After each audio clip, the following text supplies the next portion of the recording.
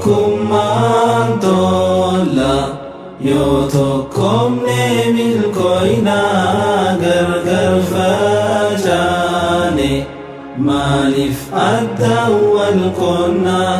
Tokkummaan tola yoo tokkomne milkoo'inaa gargar facaane maaliif adda wal qoonnaa. Kootaa yabbalayan ummata muslimaa harka tokko ta'uun hadhabnu tokkummaa wal qoqqooduu dhiisaa gosaa fi shanyummaa jaalala yeroo san nu jiddu uumama. Shanyummaa wal filuun gandaa wal qoqqooduun firaa wal fifiluun nu facaanee jirra. Ni baynana mayyuu rakkoon nurraa geesse sababni nutumaa ijaallalee garra. Duuba mee maaliif callifnaa diinaaf makaraa banna qottaa tokko haa taanu diinaatti karaa haa cufnu. Tokkummaan tola yoo tokkomne milkoo'inaa gargar facaane maaliif adda wal qoonnaa. Tokkummaan tola yoo tokkomne milkoo'inaa gargar facaane maaliif adda wal qoonnaa. Laakiin facaa'inaa meenamu tokkomaa saantuun irraa tolaa meelaala yaanamaa.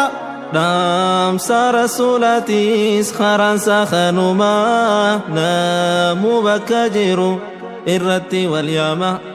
Tokkummaan dirqamaa waan nu barbaachisu ummata muslimaa fundee jaalalaati.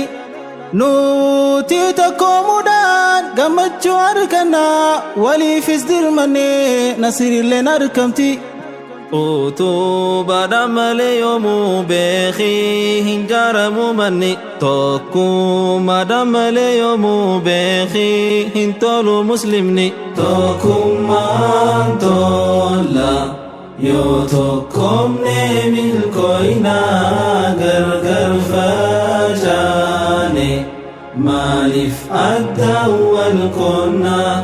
Tokkummaan tola yoo tokkomne milkoo'inaa gargar facaane maaliif adda wal qoonnaa.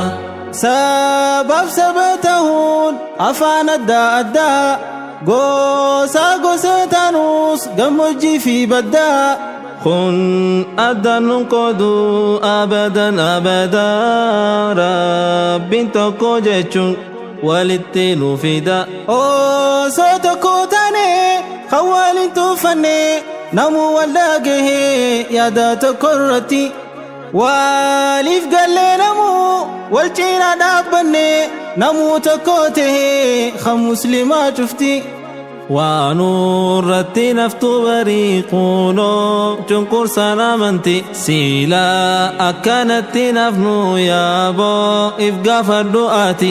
Tokkummaan tola yoo tokkomne milkoo'inaa gargar facaane maaliif adda wal qoonnaa.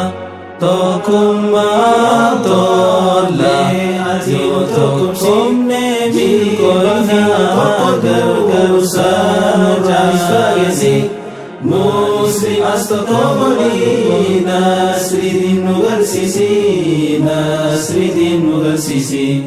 Yaa Rabbi yaa Allah mee ati nu tokkomsi.